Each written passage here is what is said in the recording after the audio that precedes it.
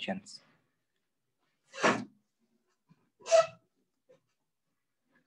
अच्छा,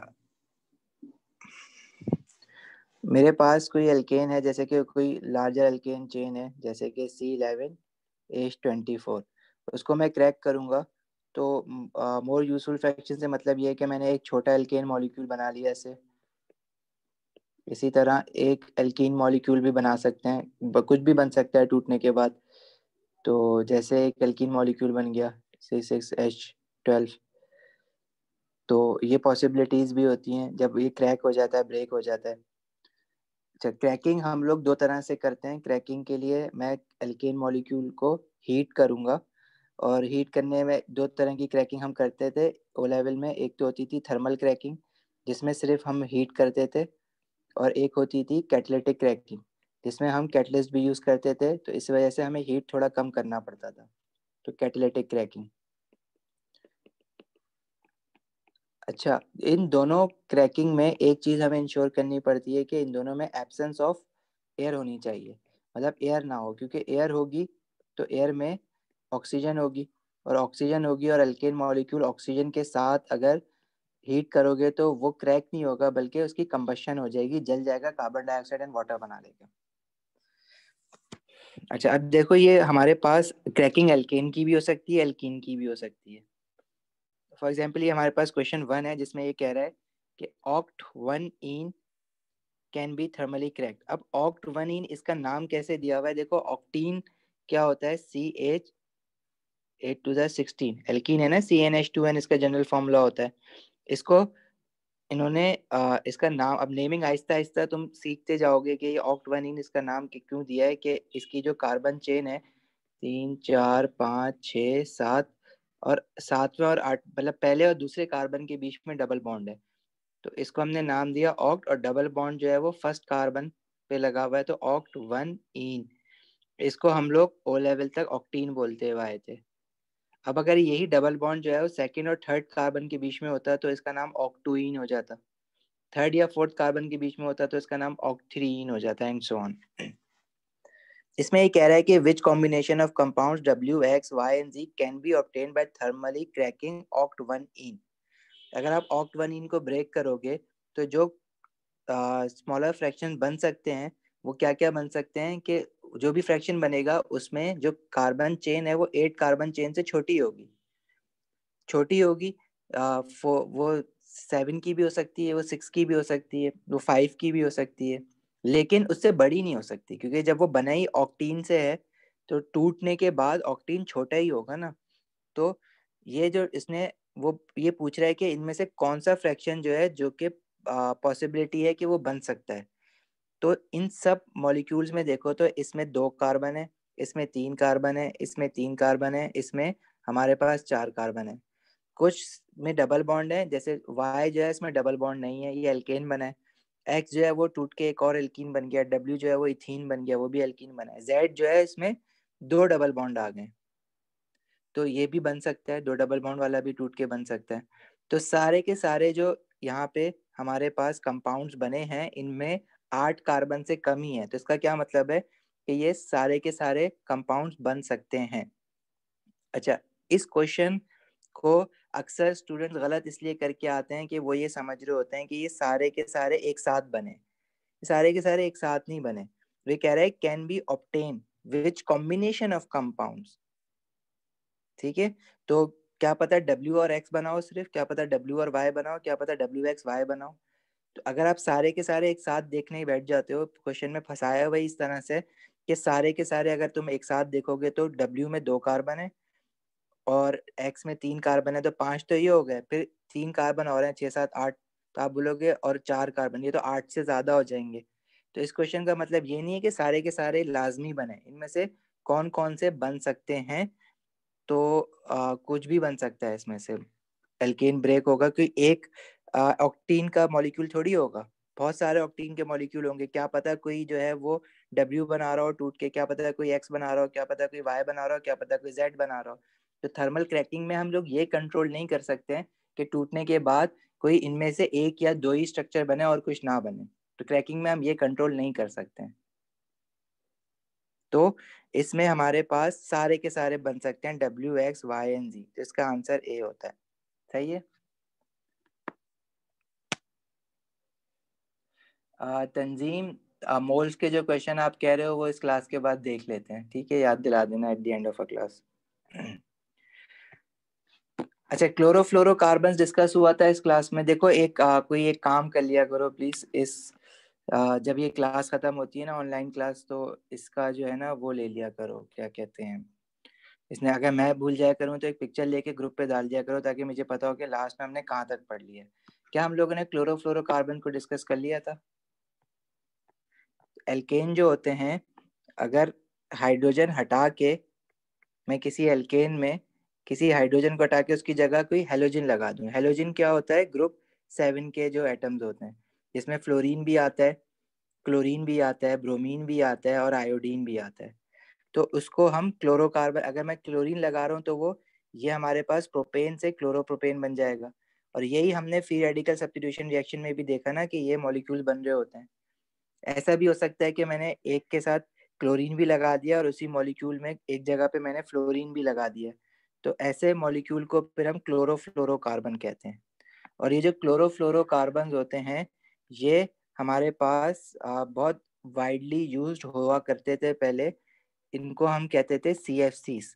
और ये CFCs का जो यूज़ है वो हमारे पास रेफ्रिजरेंट गैसेस में यूज़ होता था। रेफ्रिजरेंट गैसेस क्या होती हैं? जैसे एयर कंडीशनड हो गया, उसमें जो गैस होती है ना जो अक्सर लीक हो जाती है, वो बेसिकली रेफ्रिजरेंट गैस कहलाती है। तो CFCs रेफ्रिजरेंट गैसेस में यूज़ होते थे, एयर कंडीशनर्स में, अपना रेफ्रिजरेटर्स में। इसके अलावा डिओड्रेंट्स में इनका बहुत यूज़ था। अच्छा, सर ये अब आप पढ़ा चुके हैं? पढ़ा चुके हैं ना, यही तो पूछ रहा था। अच्छा, इसमें हमारे पास अल्ट्रावायलेट लाइट की वजह से जो बॉन्ड ब्रेक होता है ना होमोलिटिकली, वो सर रिपीट कर कार्बन दें, और, सही है। अच्छा, तो अल्ट्रावायलेट लाइट की वजह से जो बॉन्ड ब्रेक होता है ना इसमें होमोलिटिकली, वो कार्बन और क्लोरीन बॉन्ड ब्रेक होता है। कभी भी कार्बन और हाइड्रोजन बॉन्ड अल्ट्रावायलेट लाइट की वजह से ब्रेक नहीं होता, ना कार्बन और फ्लोरीन बॉन्ड ब्रेक होता है। कार्बन और फ्लोरीन बॉन्ड जो है ना वो स्ट्रांग होता है। स्ट्रांग होने का रीजन क्या है? कि ये इसकी जो बॉन्ड लेंथ है ना वो बहुत शॉर्ट है, शॉर्टर बॉन्ड लेंथ है। तो शॉर्ट बॉन्ड लेंथ होने का मतलब क्या है? कि फ्लोरीन का जो एटम है उसका रेडियस है वो छोटा है। लेकिन अगर क्लोरीन की बात करें तो क्लोरीन जो है, तुम्हें पता है कि फ्लोरीन में टोटल नंबर ऑफ शेल्स 2 होते हैं, और क्लोरीन में पीरियड 3 का है, इसमें टोटल नंबर ऑफ शेल्स 3 होते हैं। तो जो क्लोरीन का जो एटम है उसका साइज बड़ा होता है, तो उसकी बॉन्ड लेंथ जो होती है वो लॉन्गर होती है। और longer the bond, weaker the bond. Covalent bonding में ये जरूर बात याद रखना कि longer the bond, weaker the bond. इसी तरह कार्बन हाइड्रोजन बॉन्ड जो होता है, हाइड्रोजन का साइज भी बहुत छोटा होता है, इसलिए इसकी भी बॉन्ड लेंथ कम होती है और वो भी स्ट्रॉन्ग बॉन्ड होता है। तो अल्ट्रावायलेट लाइट में कार्बन हाइड्रोजन बॉन्ड ब्रेक नहीं होता, कार्बन फ्लोरीन बॉन्ड ब्रेक नहीं होता। लेकिन जो कार्बन क्लोरीन बॉन्ड है ना वो ब्रेक हो जाता है, होमोलिटिकली ब्रेक हो जाता है। जब ये होमोलिटिकली ब्रेक होगा तो फ्री रेडिकल जनरेट होगा। फ्री रेडिकल बहुत ज्यादा रिएक्टिव होते हैं। और जब CFCs जो होते हैं ना वो बहुत लाइटली डेंस कंपाउंड होते हैं, मतलब कि जब ये हम लोग यूज करते हैं डिओड्रेंट वगैरह में, तो ये उड़ के जो है वो ऊपर चले जाते हैं ओजोन लेयर के पास। और due to the upcoming ultraviolet light from the sun, carbon chlorine bond break होगा, तो ये जो प्रोपेन मॉलिक्यूल है ये एक रेडिकल बन जाएगा। इसी तरह क्लोरीन का फ्री रेडिकल बनेगा, और ये जो क्लोरीन फ्री रेडिकल है ये ओजोन लेयर के साथ रिएक्ट करके ओजोन को कन्वर्ट कर देता है ऑक्सीजन में। ठीक है, इसको हम कहते हैं डिप्लीशन ऑफ ओजोन लेयर। ठीक है, ये सब कुछ इसका क्वेश्चन भी आ जाते हैं अक्सर, डिप्लीशन ऑफ ओजोन लेयर, जिसकी वजह से ओजोन लेयर खत्म हो जाती है। ऊपर एटमॉस्फेयर पे ओजोन लेयर खत्म हो जाती है। तो ओजोन लेयर का काम क्या होता है कि सन से जो अल्ट्रावायलेट रेज आ रही है, काफी हद तक अल्ट्रावायलेट रेज ओजोन लेयर से पास नहीं हो पाती, सिर्फ थोड़ी बहुत पास होती हैं, जो कि हमारे एटमॉस्फेयर तक आती हैं। अगर ओजोन लेयर कहीं पे नहीं होगी तो सारी की सारी अल्ट्रावायलेट रेज हमारे एटमॉस्फेयर पे आएंगी, और अल्ट्रावायलेट रेज से जब हमारा एक्सपोजर होता है तो वो कॉज करता है स्किन कैंसर। तो यहाँ पे एक क्वेश्चन बड़ा सिंपल है, इसमें पूछा हुआ है chlorofluorocarbons damage the ozone layer by undergoing reaction with a free radical mechanism. The first stage of this is initiation. अब इनिशिएशन क्या होता है? जिसमें फ्री रेडिकल जनरेट हो रहे होते हैं। तो which equation is most likely to be initiation stage when chlorofluoromethane, chlorofluoromethane मतलब मीथेन मॉलिक्यूल CH4, उसमें एक जगह पे क्लोरीन लग गया है, हाइड्रोजन हटा के एक जगह पे फ्लोरीन लग गया और 2 हाइड्रोजन है. This is chlorofluoromethane. तो which equation is most likely to be the initial stage when chlorofluoromethane is involved in such a reaction? तो देखो हमारी क्या बात हुई कि हमारा जो बॉन्ड ब्रेक होगा वो कार्बन और क्लोरीन बॉन्ड ब्रेक होगा. पार्ट ए में इसने जो है वो कार्बन और फ्लोरीन बॉन्ड ब्रेक कर दिया, जो कि पॉसिबल नहीं है. फ्लोरीन फ्री रेडिकल जनरेट हुआ है, तो ए इज नॉट पॉसिबल. इसी तरह सी में उसने कार्बन हाइड्रोजन बॉन्ड ब्रेक किया है, वो भी पॉसिबल नहीं है. और डी में जो है उसने कार्बन क्या फ्लोरीन का बॉन्ड भी है, क्लोरीन का बॉन्ड भी ब्रेक किया है. फ्लोरीन का बॉन्ड ब्रेक नहीं होगा, कार्बन फ्लोरीन बॉन्ड, तो ये भी पॉसिबल नहीं है. बी के अंदर उसने देखो कार्बन क्लोरीन बॉन्ड ब्रेक किया है, तो फ्री रेडिकल सही जनरेट हुआ है, तो बी इज द आंसर. तो अपने पास इसकी नोट टेकिंग कर लेना कि क्लोरोफ्लोरोकार्बन में हमारे पास सिर्फ कार्बन और क्लोरीन बॉन्ड ब्रेक होते हैं अल्ट्रावायलेट लाइट में, जिसकी वजह से फ्री रेडिकल जनरेट होते हैं और फ्री रेडिकल्स फिर ओजोन लेयर से रिएक्ट करते हैं.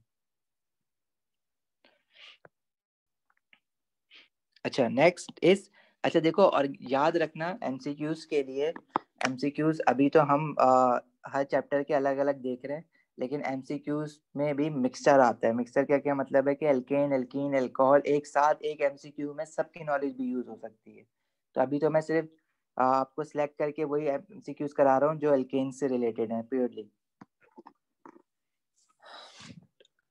और ऑर्गेनिक केमिस्ट्री में देखो मेमोराइज बहुत ज्यादा करना है. जितना तुम अच्छा याद करोगे उतना अच्छा तुम क्वेश्चन कर सकोगे इसका. अब ये जो क्वेश्चन है, क्वेश्चन 3 कह रहा है which stage in the free radical substitution of ethane by chlorine has the lowest activation energy.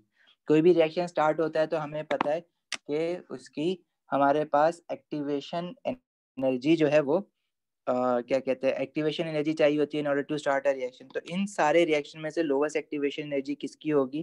देखो पार्ट ए में देखो तो क्लोरीन क्लोरीन बॉन्ड ब्रेक हो रहा है to generate chlorine free radical, obviously कुछ एक्टिवेशन एनर्जी इसकी होगी.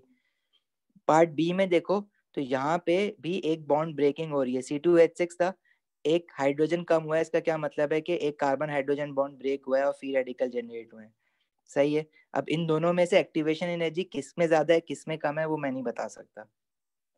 सी में देखो तो सी के अंदर हमारे पास क्लोरीन है, और ये जो आखिर में लिखा हुआ है ना, जो शायद तुम लोगों को दिख ना रहा हो, this is Cl2 free radical. तो एक क्लोरीन क्लोरीन बॉन्ड इसमें भी ब्रेक हुआ है टू जनरेट फ्री रेडिकल. अच्छा लेकिन पार्ट डी में देखो ना तो यहाँ पे किसी किस्म की बॉन्ड ब्रेकिंग नहीं हुई है. यहाँ पे ऑलरेडी आपके पास 2 फ्री रेडिकल से जो कंबाइंड हुए हैं, तो सबसे जल्दी रिएक्शन ये वाला हो जाएगा और इसकी एक्टिवेशन एनर्जी जो होगी वो लोवेस्ट होगी. ई है मतलब एक्टिवेशन एनर्जी, तो activation energy would be lowest in this. सही है. सर ये वाली बात फिर से समझा देंगे? बिल्कुल. देखो पार्ट ए बी और सी में जो रिएक्शन हुए हैं उनमें कहीं ना कहीं हमारे पास बॉन्ड ब्रेकिंग हो रही है रिएक्टेंट साइड पे. ठीक है, रिएक्टेंट साइड पे ही हम लोग देखेंगे ना, क्योंकि एक बार प्रोडक्ट साइड पे चला गया तो एक्टिवेशन एनर्जी तो यूटिलाइज हो गई है ना. तो रिएक्टेंट साइड पे अगर बॉन्ड ब्रेकिंग हो रही है तो जाहिर एक्टिवेशन एनर्जी चाहिए, लेकिन मैं ए बी और सी में से ये फॉर श्योर नहीं कह सकता कि किसके लिए एक्टिवेशन एनर्जी चाहिए, क्योंकि सबके लिए कुछ ना कुछ एक्टिवेशन एनर्जी चाहिए होगी. बॉन्ड ब्रेकिंग तो हो ही रही है ना. सही है. अच्छा जी सर. लेकिन डी में देखो तो डी में रिएक्टेंट साइड पे किसी किस्म की बॉन्ड ब्रेकिंग नहीं हुई है. जी जी. ठीक है, तो बॉन्ड ब्रेकिंग नहीं हुई है तो एक्टिवेशन एनर्जी इस रिएक्शन के लिए लोवेस्ट होगी. Got it. जी सर समझ गया. अच्छा क्वेश्चन 4, ये क्वेश्चन 4 पढ़ो जरा.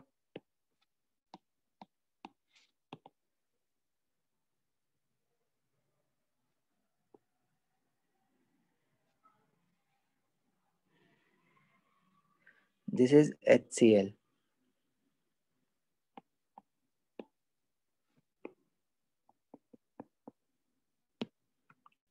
हाँ जी. The first propagation step in the reaction between methane and chlorine is shown. ठीक है, ये रिएक्शन ये लिखा हुआ है देखो, CH4 है, क्लोरीन फ्री रेडिकल क्या करता है, एक कार्बन हाइड्रोजन बॉन्ड तोड़ेगा और एक हाइड्रोजन को अपने साथ ले जाके HCl बना लेगा। सही है। How many different first propagation steps are possible in the reaction between pentane and chlorine. ये तो मीथेन और क्लोरीन का दिया हुआ है। देखो अब ये स्टाइल समझना जरा क्वेश्चन का जो फैशन है ना अब डिफरेंट हो जाएगा। तुम लोगों ने इस तरह के क्वेश्चन देखे नहीं है। एक बार तुम स्टाइल समझ जाओगे कि पूछने का क्या मतलब है। पहले तो शुरू शुरू में हमें क्वेश्चन का स्टाइल समझने में प्रॉब्लम होगी कि आखिर वो पूछना क्या चाह रहा है। तो ये पूछना देखो ये चाह रहा है कि अगर मेरे पास मीथेन है ना तो इसका क्लोरीन अगर फ्री रेडिकल आया है तो क्लोरीन फ्री रेडिकल जो है वो कोई एक कार्बन हाइड्रोजन बॉन्ड ब्रेक करेगा ना, तो कौन सा वाला करेगा। तो अगर मैं ये इनको नंबरिंग कर दूं 1 2 3 4, तो अगर वो 1 वाले हाइड्रोजन का कार्बन के साथ बॉन्ड ब्रेक करेगा तो तुम्हारे पास जो मिथाइल रेडिकल जनरेट होगा वो ये जनरेट होगा। सही है। इसको अगर लिखोगे तो तुम यूं ही लिखोगे ना CH3 और इस कार्बन के साथ तुम्हारे पास एक अनपेयर्ड इलेक्ट्रॉन आ गया। लेकिन अगर मैं कहूँ कि सेकंड वाला हाइड्रोजन जो है उसका बॉन्ड ब्रेक किया है तो उसको भी तुम फिर यूं करके बनाओगे तो यूं करके, लेकिन वो बात तो एक ही है ना तुम्हारे पास। इसको भी तुम यूं करके लिखोगे। लेकिन अगर तुम कहोगे थर्ड वाला ब्रेक किया है तो भी तुमने उसको यूं ही करके लिखना है, और फोर्थ वाला किया है तो भी यूं ही करके लिखना है। तो पॉसिबिलिटीज क्या है, जब मिथेन अपना ये वाला स्टेप करेगा प्रोपेगेशन स्टेप, तो मिथाइल फ्री रेडिकल ही बन सकता है जिसमें एक ही कार्बन है और इसी कार्बन के ऊपर अनपेयर्ड इलेक्ट्रॉन आएगा। तो वो तुम्हें ये दिखा रहा है कि देखो होता है ऐसे, जो तुम्हें पता भी है प्रोपेगेशन स्टेप। और तुमसे क्वेश्चन क्या पूछ रहा है, how many different first propagation step are possible in the reaction between pentane and chlorine. अब उसने पेंटेन का तुमसे पूछ लिया है। अब देखो तुम पेंटेन का अगर स्ट्रक्चर बनाओगे ना तो पेंटेन का स्ट्रक्चर किस तरह से बनेगा। पेंटेन होता है हमारे पास 5 कार्बन। 5 कार्बन का मतलब है कि पेंटेन का फॉर्मूला हो गया C5H12। अब इसमें हमारे पास 1 2 3 4 5 कार्बन है। इन सारे कार्बन पे हाइड्रोजन लगे हुए होंगे। ठीक है। अब मैं हाइड्रोजन लगा नहीं रहा हूँ, तुम समझ जाना कि इस पे ऑब्वियसली हाइड्रोजन ही लगे हुए हैं सारे। तो अगर मैं इनको नंबरिंग करूं 1 2 3 4 5, तो पॉसिबल है ना कि क्लोरीन ने क्या पता फर्स्ट कार्बन से जो है वो बॉन्ड ब्रेक किया हो हाइड्रोजन का।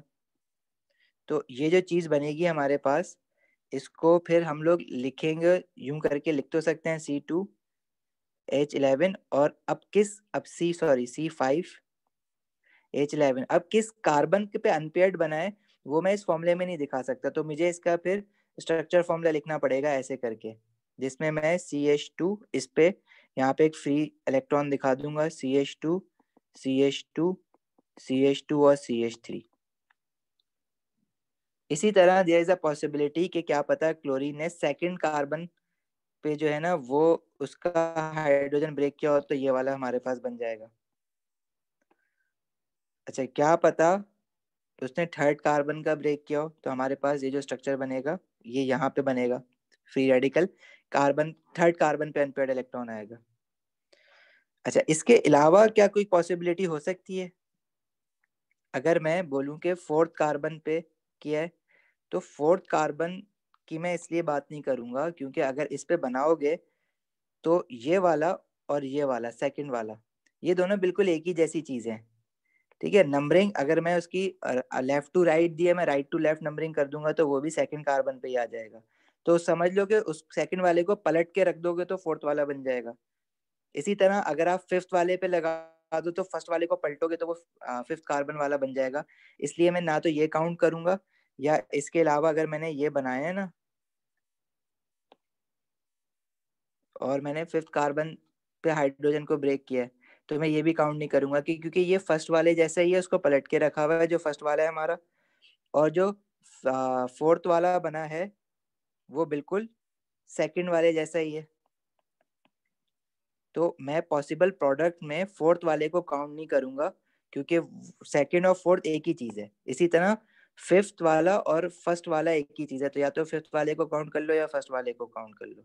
तो फर्स्ट वाला हो सकता है, सेकंड वाला हो सकता है, थर्ड वाला हो सकता है। तो मैं ये तीनों काउंट करूंगा तो कितने डिफरेंट प्रोपेगेशन स्टेप्स पॉसिबल हैं, 3।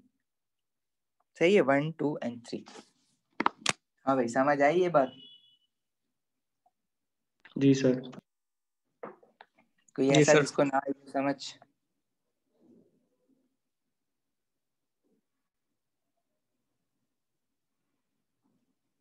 हाँ भाई, तहमीना, तंजीम, बिलाल, राहिम। Clear sir. राहिम कहाँ भाई, वो क्लासेस मिस कर रहे हो?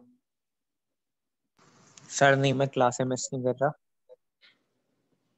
फिर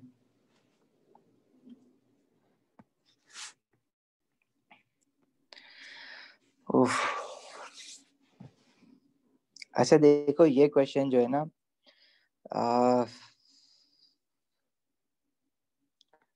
हम ट्राई करते हैं, ये हम समझने की कोशिश करें, पूरी ट्राई करेंगे। ये हम लोगों ने फिजिकल में तो किया था लास्ट टाइम, बट इस क्वेश्चन को इस तरह से यहाँ पे करना ना is a bit of a challenge. Will try our best. ये स्केलेटल फॉर्मूला, इतना तो समझ गए हो ना कि स्केलेटल फॉर्मूला बनाया हुआ है। स्केलेटल फॉर्मूला तो हम लोगों ने डिस्कस किया था। अगर फॉर एग्जांपल मुझे प्रोपेन या ब्यूटेन है जैसे, तो ब्यूटेन होता है CH3 CH2 CH2 CH3। इसका स्केलेटल फॉर्मूला हम कैसे बनाते हैं कि 1 2 3 4 कार्बन, तो ये ब्यूटेन का स्केलेटल फॉर्मूला ऐसे बन जाता है। अब अगर फॉर एग्जांपल मेरे पास इसी ब्यूटेन में सेकंड कार्बन है, उस पे एक ब्रांच चेन लगी हुई है, और इस पे यहाँ पे लेट्स से एक और ब्रांच, जैसे फॉर एग्जांपल यहाँ C2H5 लगा हुआ है,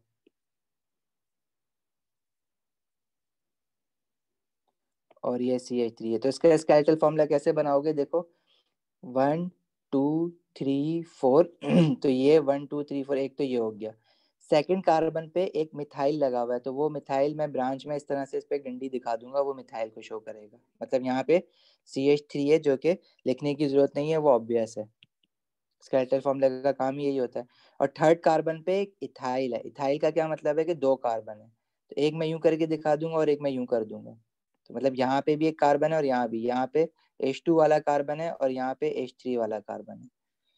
तो स्केलेटल फॉर्मूला, ये जो अजीब सा शेप बना हुआ है ना, बेसिकली ये स्केलेटल फॉर्मूला है जो कि इसी चीज को शो कर रहा है। अगर मैं इसका फॉर्मूला तुम्हें बनाऊं ना, जो जो क्यू उन्होंने बनाया हुआ है, तो क्यू का फॉर्मूला अगर हम बनाने की कोशिश करें तो देखो क्या बनेगा। ये जितने भी जॉइंट्स हैं, यहाँ पे कार्बन है ना, यहाँ carbon carbon carbon carbon carbon carbon carbon carbon carbon carbon carbon carbon carbon. तो इस पूरी चेन में हमारे पास कितने कार्बन आ रहे हैं स्ट्रेट चेन में? 1 2 3 4 5 6 7 8। तो इसको अगर मुझे इस तरह से बनाना है डिस्प्लेट फॉर्मूला की तरह, 1 2 3 4 5 6 7 8। अच्छा, सेकंड कार्बन पे एक ऊपर चेन लगी हुई है मिथाइल की, तो सेकंड कार्बन पे मैं इस तरह से एक यूं CH3 दिखा दूंगा। इसी तरह से थर्ड कार्बन पे नीचे लगी हुई है CH3। फिफ्थ कार्बन पे देखो लगी हुई है नीचे CH3। सेवेंथ कार्बन पे लगी हुई है CH3। ठीक है। अच्छा, ये जो एट कार्बन जहाँ पे खत्म हो रहा है ना, इसके बाद भी आगे ये वाला जो कार्बन नीचे जा रहा है ना, इसको मैं स्ट्रेट चेन में काउंट कर लूंगा। मतलब ये स्ट्रेट चेन जो हो जाएगी फिर 9 कार्बन एटम्स की हो जाएगी। और 8 कार्बन पे देखो फिर ये एक इस तरह की एक और चेन लगी हुई है, मिथाइल चेन ऊपर की तरफ CH3। बाकी बीच में जो मैंने चेन बनाई है ना, वो चेन जो है उसके अंदर सारे कार्बन के साथ हाइड्रोजन लगे हुए होंगे। अब तुम्हें पता है जो फर्स्ट वाला कार्बन है उसके साथ 3 हाइड्रोजन लगे होंगे, जो सेकंड वाला कार्बन है उसके साथ एक हाइड्रोजन लगा हुआ होगा, जो कि मैं बना नहीं रहा हूँ, वो बहुत लंबा काम हो जाता है। तुम लोगों को बात पता है कि यहाँ पे 3 हाइड्रोजन है, सेकंड कार्बन पे एक हाइड्रोजन है। ठीक है, इस तरह से सारे कार्बन की जो जो चार चार बॉन्ड जिसके नहीं बने, तो बाकी के बॉन्ड हाइड्रोजन से बनेंगे। सही है। अच्छा, तो ये वाला स्ट्रक्चर है जो उसने क्यू से दिखाया हुआ है। इसमें टोटल अगर मैं कार्बन देखूं तो 9 तो स्ट्रेट चेन में, इसी तरह फिर ब्रांच में एक 10 11 12 13 14, तो टोटल कार्बन मेरे पास 14 बन रहे हैं। और अगर टोटल हाइड्रोजन काउंट करो तो काउंट कर सकते हो तुम, करना चाहो तो, लेकिन अभी मैं नहीं कर रहा फिलहाल। अब देखो यहाँ पे हम लोगों ने ये वाला स्ट्रक्चर बनाया है। ये वाला स्ट्रक्चर जो था ना, वो नीचे जो हमने बनाया ना, ये वही स्ट्रक्चर है। अब वो ये तुमसे क्वेश्चन में जो पूछ रहा है ना, वो ये पूछ रहा है कि इनमें से क्यू, इसको क्यू बोला है which skeletal formula represent the structure isomer of Q. तो आइसोमर होने के लिए पहली बात तो ये कि सेम मॉलिक्यूलर फॉर्मूला होना चाहिए।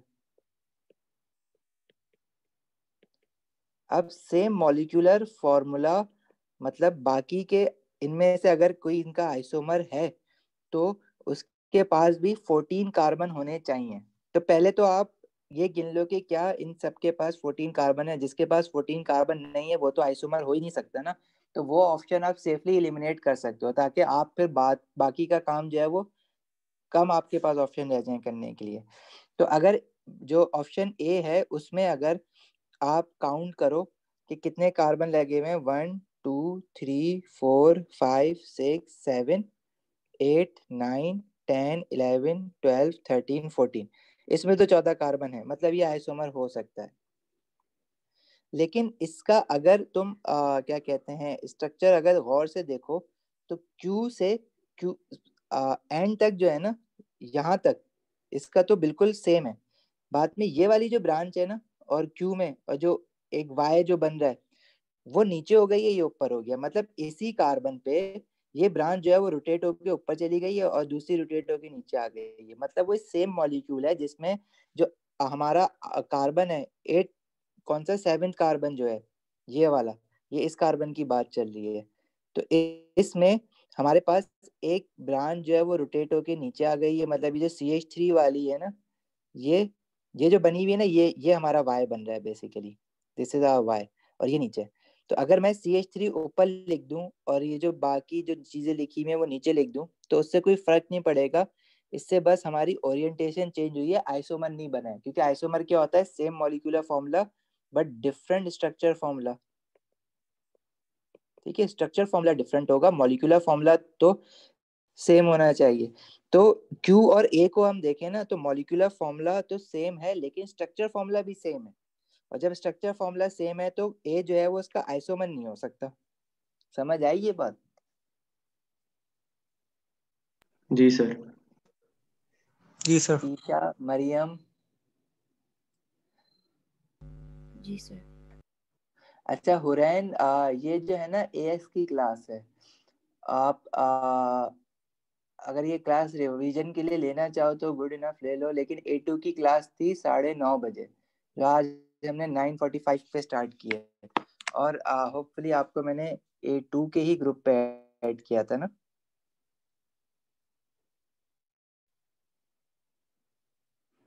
यस, आपको A2 के ही ग्रुप पे ऐड किया, ठीक है। तो A2 की क्लास हुरैन खत्म हो गई है, उसकी रिकॉर्डिंग आपको मिल जाएगी, अभी ग्रुप पे मिल जाएगी थोड़ी देर बाद, इस क्लास के एंड के बाद। तो वो देख लेना अगर मिस कर दिए क्लास को। अच्छा बी पे आ जाओ। बी में अगर कार्बन गिने तो बी में कार्बन कितने आ रहे हैं, 1 2 3 4 5 6 7 8 9 10 11 12 13, कार्बन 13 आ रहे हैं। तो सेम मॉलिक्यूलर फॉर्मूला तो नहीं है, तो आइसोमर की जो पहली डेफिनेशन का पार्ट है सेम मॉलिक्यूलर फॉर्मूला तो होना चाहिए। तो बी तो आइसोमर हो ही नहीं सकता, बी तो आप इसलिए हटा दोगे। अब बचा सी और डी।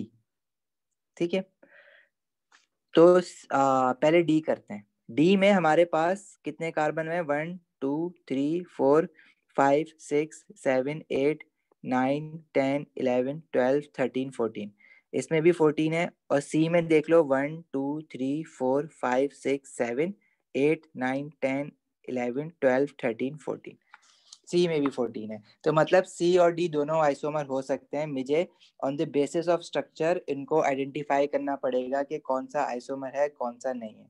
ठीक है, यहाँ मेरा काम थोड़ा फिर से बढ़ गया। अच्छा जी, अब जरा गौर से देखो अपना डी वाले को। पहले डी वाले को देखते हैं। तो क्यू और डी को जरा कंपेयर करो। तो अच्छा, क्यू और डी से कंपेयर करने के बजाय जो है ना, तुम्हारे लिए आसान काम क्या हो जाएगा, तुम ए और डी को कंपेयर कर लो आपस में। हमने डिसाइड कर लिया है कि ए नॉट आइसोमर है, आइसोमर नहीं है। और आइसोमर क्यों नहीं है, क्योंकि सेम मॉलिक्यूलर फॉर्मूला तो है लेकिन स्ट्रक्चर फॉर्मूला डिफरेंट नहीं है। मतलब क्यू जो है ना वो बिल्कुल ए ही है, फर्क क्या हुआ है, बस ब्रांचेस ऊपर नीचे हो गई हैं। अगर मैं ए को बिल्कुल पलट के रखूं, मतलब इन्वर्ट कर दूं, लेफ्ट चीज राइट पे कर दूं, लिटरली इन्वर्ट कर दूं, लेफ्ट चीज राइट पे, राइट चीज लेफ्ट पे कर दूं, तो देखो डी बन जाएगा। जरा जरा इसको देखो, प्रोसेस करो माइंड में, इसको पलट के रख दें तो ए जो है वो डी बन जाएगा। ऐसा ही है? जी सर, ऐसा ही है। जी सर। ठीक है, तो जब ए आइसोमर नहीं है, ए और डी सेम चीज है, कहने का मतलब ये पलट के रखा हुआ है। जब ए आइसोमर नहीं है तो डी क्यों होगा? क्योंकि ए और डी सेम, हम कह रहे हैं क्यू और ए सेम चीज है, और ए और डी सेम चीज है, तो डी और क्यू भी सेम चीज ही हुई ना, तो डी भी आइसोमर नहीं होगा। अब तुम्हारे पास कुल मिला के रह सिर्फ ए जाता है, सी रह जाता है। तो तुम सी, तुम्हें पता तो चल गया कि तुम्हें सी आंसर है, लेकिन इसका स्ट्रक्चर डिफरेंट कैसे है? C14 तो है, सेम मॉलिक्यूलर फॉर्मूला तो है, स्ट्रक्चर फॉर्मूला डिफरेंट है। स्ट्रक्चर फॉर्मूला डिफरेंट इस वजह से है, देखो अगर इसकी जो स्टेट चेन बन रही है ना, उसमें कार्बन देखो कितने आ रहे हैं, 1 2 3 4 5 6 7, 7 कार्बन आ रहे हैं। और जो क्यू है उसकी स्टेट चेन में हमारे पास 9 कार्बन आ रहे हैं। तो स्टेट चेन ही 9 कार्बन से 7 कार्बन की हो गई है, बाकी जो है वो ब्रांचेस में ज्यादा आ गए। तो इसका क्या मतलब है कि ये आइसोमर हमारे पास बन चुका है, क्योंकि मॉलिक्यूलर फॉर्मूला सेम है लेकिन स्ट्रक्चर फॉर्मूला डिफरेंट हो गया है। और अगर इसको बिल्कुल सी को इस तरह से अगर खोल के, अगर फंस जाओगे तो खोल के बना लोगे ऑब्वियसली, लेकिन तुम्हारे पास इतना टाइम नहीं होता एमसीक्यूज में कि इतनी तुम करो, तो तुम्हें थोड़ा सा स्मार्टली ये काम करना पड़ेगा। प्रैक्टिस करोगे, अभी बिल्कुल पहली बार तुम्हारे सामने इस तरह के क्वेश्चन आना शुरू हुए, प्रैक्टिस करोगे तो ये तुम्हारा हो जाएगा। और ये क्वेश्चन मुश्किल था, काफी कम बच्चे सही करके आए इसको, हमेशा एक ही बार आया है वैसे। ठीक है, तो क्लियर है, सी हमारे पास आइसोमर है, तो सी इज द आंसर।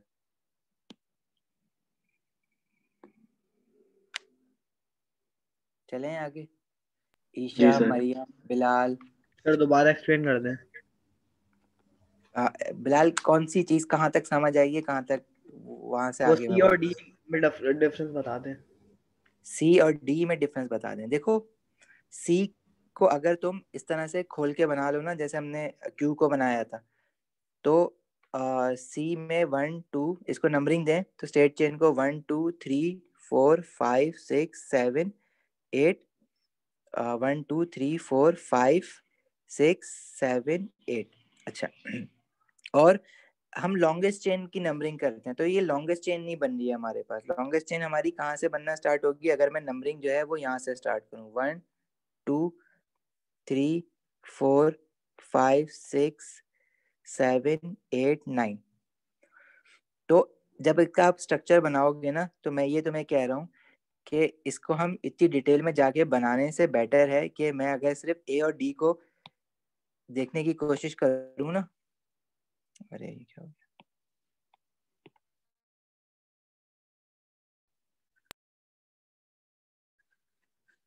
तुम ए, मैं ये कह रहा हूँ कि ए को, ए की जो ये वाली साइड है जिसको मैं साइड 1 कह रहा हूँ, और ये वाली साइड जो है साइड 2 है, इसको अगर पलट के रख दो तो साइड 2 यहाँ आ जाएगी, साइड 1 यहाँ आ जाएगी, बिल्कुल ऐसा। ए और डी जो है वो सेम मॉलिक्यूल है, बस पलट के रखा हुआ है। ये बात समझ आई? सेम मॉलिक्यूल है तो मतलब ए और डी एक दूसरे का आइसोमर नहीं है। ए जो है, मैं कह रहा था कि सेम मॉलिक्यूल है एज दैट ऑफ क्यू, क्योंकि उसमें सिर्फ ये जो चेन है, ये वाली चेन नीचे गई है और दूसरी वाली ब्रांच ऊपर हो गई है। तो क्यू और ए सेम है और ए और डी सेम है, तो ये तीनों आपस में सेम हुए ना, जैसा क्यू है वैसा ए है वैसा डी भी है। तो जब ये सेम मॉलिक्यूल है, स्ट्रक्चर फॉर्मूला इनका डिफरेंट है ही नहीं, तो ये आइसोमर थोड़ी होंगे तीनों। ठीक है, बी जो है वो तो हमने ऑप्शन से ऐसे ही हटा दिया है क्योंकि उसमें कार्बन 14 है ही नहीं, तो बचा हमारे पास सी। जी बिलाल। सही है सर।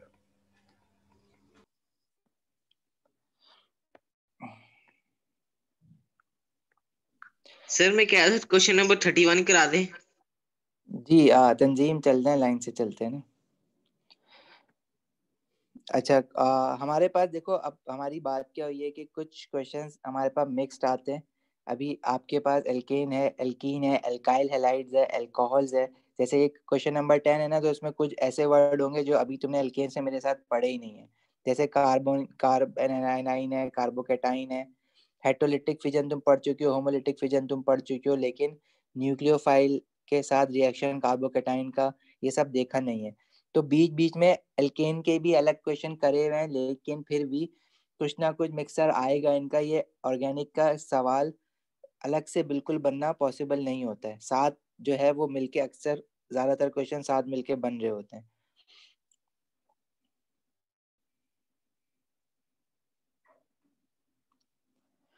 अच्छा, क्वेश्चन 12 और क्वेश्चन 13 बताओ जरा, आंसर बता दो मुझे क्वेश्चन 13 का जरा पढ़ के, क्योंकि ये हम लोग कर चुके हैं ना फ्री रेडिकल सब्स्टिट्यूशन वाला, तो अब ये आसान सी बात है। High energy radiation in the stratosphere produces free radical from chlorofluoroalkanes commonly known as CFCs, which free radical is most likely to result from the irradiation of, मतलब इसके ऊपर जब अल्ट्रावायलेट लाइट गिरेगी तो कार्बन और क्लोरीन बॉन्ड टूटेगा, तो कौन सा मोस्ट पॉसिबल इसका फ्री रेडिकल बनेगा?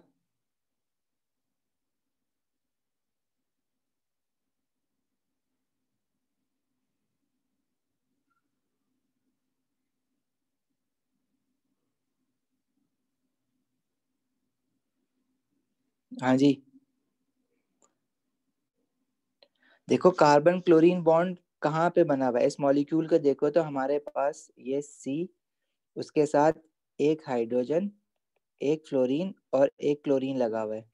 देखो इस पहले वाले C के साथ H भी है, F भी है, Cl भी है, और दूसरा वाला C जो है उसके साथ दो F है, दो फ्लोरीन है और एक क्लोरीन है।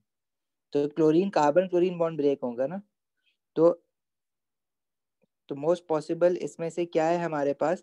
अगर वो पार्ट ए में देखो तो जिस कार्बन पे उसने रेडिकल बनाया है उसके साथ एक फ्लोरीन F2 था, फ्लोरीन F कर दिया है, तो F1 कर दिया, मतलब उसने कार्बन फ्लोरीन बॉन्ड तोड़ दिया है जो कि टूटता नहीं है, तो ए गलत है। इसी तरह बी में देखो तो पहले कार्बन पे उसने फ्री रेडिकल बनाया है और उसपे से क्लोरीन ऐसी लगा हुआ है, तो उसने कार्बन और फ्लोरीन बॉन्ड तोड़ दिया है।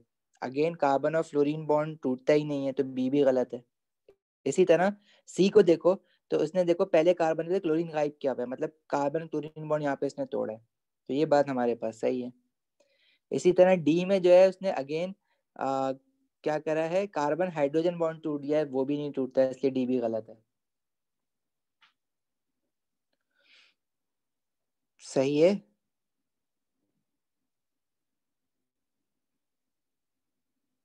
जी सर।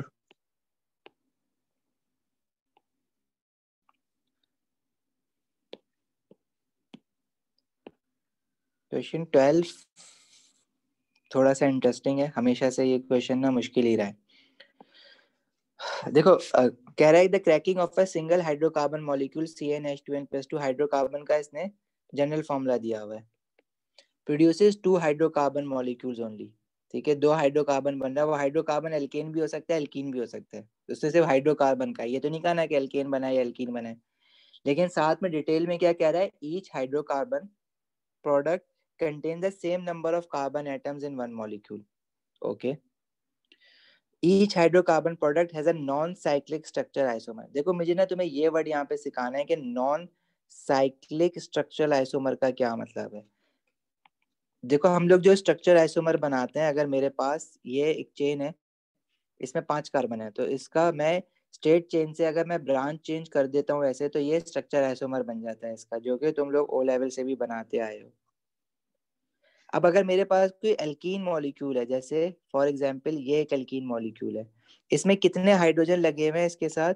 पहले कार्बन पे 3, दूसरे कार्बन पे 2, और तीसरे कार्बन पे 1, और चौथे कार्बन पे 2, तो इसका फॉर्मूला क्या बन जाएगा? C4H8। इसका अगर मुझे आइसोमर बनाना है ना, तो इसका मैं स्ट्रक्चर आइसोमर दो तरीकों से बना सकता हूँ। एक तो ये कि मैं डबल बॉन्ड की पोजीशन को शिफ्ट कर दूं, तो डबल बॉन्ड की पोजीशन शिफ्ट करने से मॉलिक्यूलर फॉर्मूला सेम रहेगा लेकिन स्ट्रक्चर फॉर्मूला डिफरेंट हो जाएगा।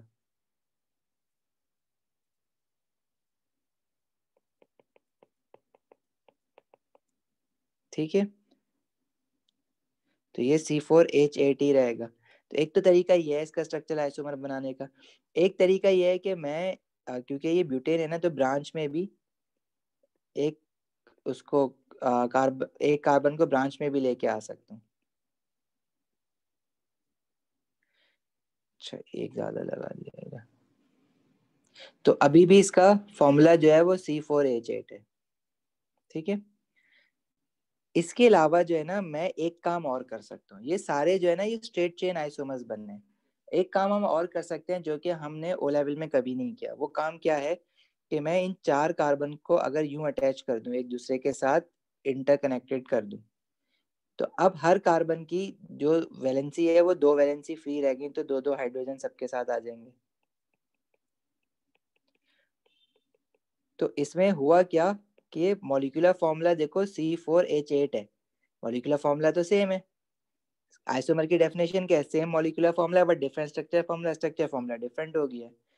फर्क इसमें क्या हुआ कि बाय डेफिनेशन मॉलिक्यूलर फॉर्मूला तो सेम है ना, स्ट्रक्चर डिफरेंट है, लेकिन डबल बॉन्ड खत्म हो गया इसमें। तो एल्कीन्स का मैं एक आइसोमर इस तरह से भी बना सकता हूँ कि मैं एल्केन बना दूं, ये एल्केन बन गया ना, सारे कार्बन कार्बन सिंगल बॉन्ड है, लेकिन इस एल्केन को हम कहते हैं साइक्लिक एल्केन। और इसका जो मैं नाम दूंगा वो नाम मैं क्या दूंगा, अब ये 4 कार्बन है तो 4 कार्बन को हम ब्यूटेन कहते हैं, लेकिन ये स्ट्रेट चेन नहीं है, ब्यूटेन का फॉर्मूला तो फिर तो C4H10 होता है, लेकिन इसका फॉर्मूला C4H8 है, तो इसके नाम के साथ हम लगा देते हैं साइक्लोब्यूटेन, तो हम समझ जाते हैं कि 4 कार्बन आपस में इंटरकनेक्टेड है और इसमें 2 हाइड्रोजन कम होंगे, एल्कीन वाला फॉर्मूला जरूर बन रही है, लेकिन इसको हम साइक्लोब्यूटीन नहीं बोलेंगे। रीजन क्या है, क्योंकि इसमें कार्बन कार्बन डबल बॉन्ड कहीं भी नहीं है, सही है, तो ये हमारे पास कहलाता है साइक्लिक आइसोमर। अच्छा, अब नॉन साइक्लिक आइसोमर, जो बाकी के 3 बनाए ये नॉन साइक्लिक आइसोमर है। सर साइक्लिक आइसोमर मतलब वो हो गया which break their double bond and change their anes to enes। देखो इस तरह से हम साइक्लिक आइसोमर को डिफाइन नहीं कर सकते, क्या पता वो डबल बॉन्ड ब्रेक करके ना बना हो, ऑलरेडी जेन्युइनली ऐसी बना हुआ हो, क्या पता वो अल्केन मॉलिक्यूल जैसे ये बना हुआ है, ये साइक्लोप्रोपेन है, इसके साथ हर कार्बन के साथ 2 हाइड्रोजन होंगे, तो अब जरूरी नहीं है कि ये अल्केन से ही टूट के बने, इसलिए मैं इसको डेफिनेशन बाय डेफिनेशन ये नहीं कह सकता कि हमेशा एल्कीन से ही बना होगा, कि ईन ही जो है वो इन में कन्वर्ट हुआ होगा, ठीक है। इसी तरह हमारे पास एक वेल नोन साइक्लिक, अभी तुम लोग जब ने क्लास ज्वाइन की थी तो सामने एक बेंजीन का नाम लिखा हुआ होगा, वो ऐसा होता है हेक्सागोनल रिंग, ठीक है, और हर कार्बन के साथ पे 2 हाइड्रोजन आते हैं, सही है, तो इसका फॉर्मूला हो जाता है C6H12, इसको हम कहते हैं साइक्लोहेक्सेन, सही। कोई सवाल? जी सर। अच्छा, अब ये क्वेश्चन देखो, ये क्वेश्चन क्या कह रहा है, तुमसे समझने की कोशिश करना, वरना ये क्वेश्चन हम दोबारा भी करेंगे थोड़ी सी आगे चीजें पढ़ के, लेकिन अगर समझ आ जाए यहाँ पे तो बहुत अच्छी बात है। कह रहा है the cracking of a single hydrocarbon molecule produces 2 hydrocarbon molecules only, ठीक है। अब ये नहीं बताया कि हाइड्रोकार्बन कौन सा है, ये साथ में ये कह रहा है कि each hydrocarbon product contains the same number of carbon atoms in one molecule. अब same number of carbon atoms in one molecule होने का मतलब क्या है कि अगर एक C4 2 बने ना, तो एक C4 बना है तो एक दूसरा भी C4 वाला बनेगा, अगर एक C2 वाला बना है तो दूसरा भी C2 वाला बनेगा, यही मतलब है ना, और अगर एक C वाला बना है तो दूसरा भी C वाला बनेगा, मतलब एक एक कार्बन ही होगा। Contains the same number of carbon atoms in one molecule, ये कह दिया है उसने। Each hydrocarbon product has non cyclic structural isomer. Non cyclic structural isomer का क्या मतलब है कि जो भी इनमें से हाइड्रोकार्बन प्रोडक्ट बना है ना, उसका कोई साइक्लिक स्ट्रक्चर आइसोमर पॉसिबल नहीं है। इस बात का क्या मतलब है, नॉन साइक्लिक स्ट्रक्चर आइसोमर होने का मतलब यह है कि मेरे पास कोई भी साइक्लिक आइसोमर बन नहीं सकता। उसका साइक्लिक आइसोमर कहाँ से बनना शुरू होंगे, जब मेरे पास एटलीस्ट 3 कार्बन हो, तो तब जाके एक साइकिल बनेगी, जैसे ये पहली बन रही है साइक्लोप्रोपेन की, ट्रायंगल जो बन रहा है ये वाला। लेकिन अगर मेरे पास सिर्फ 2 ही कार्बन है तो क्या वो साइक्लिक आइसोमर बना सकता है? हाँ जी,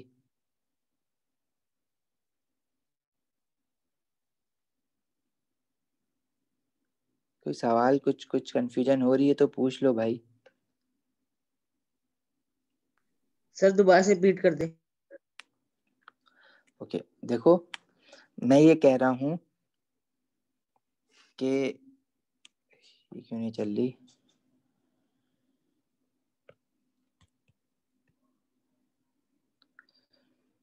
एक मिनट रुकना, पेंसिल रुक गई है, रिकॉर्डिंग पॉज थी, क्वेश्चन हो गया पूरा।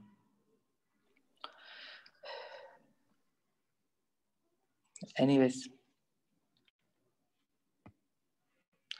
अच्छा तंजीम आप कौन सा क्वेश्चन कह रहे थे? Sir question number 31। 31।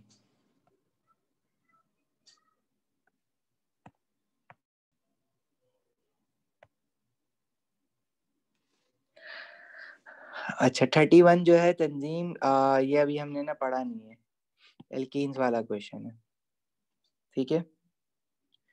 तो इसमें जो कार्बन डाइऑक्साइड बनता है ना, डबल बॉन्ड ब्रेक होके बनता है, तो इसको अभी छोड़ दो। अभी इसमें बहुत सारे ऐसे क्वेश्चंस हैं जो कि हम लोग एल्केन एल्कीन का मिला के सब पढ़ रहे हैं। जैसे क्वेश्चन 28 अभी कर सकते हो, मैं बता देता हूँ ना कौन कौन से क्वेश्चन कर सकते हो।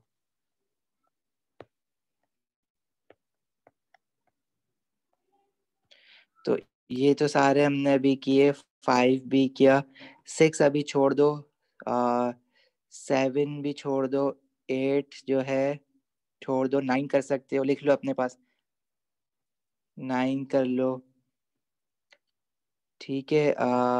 12 हमने कर लिया, 13 हमने कर लिया, 14 रिपीटेड है, देखो जो क्वेश्चन 1 किया था। 15 अभी छोड़ दो, 16 भी अभी रहने दो, 17 भी रहने दो, ठीक है। 18 कर सकते हो, 18 हमने क्लास में भी किया, 18 हम दोबारा भी करेंगे, 18 करो। और फिर 19 जो है वो रहने दो, 20 कर सकते हो,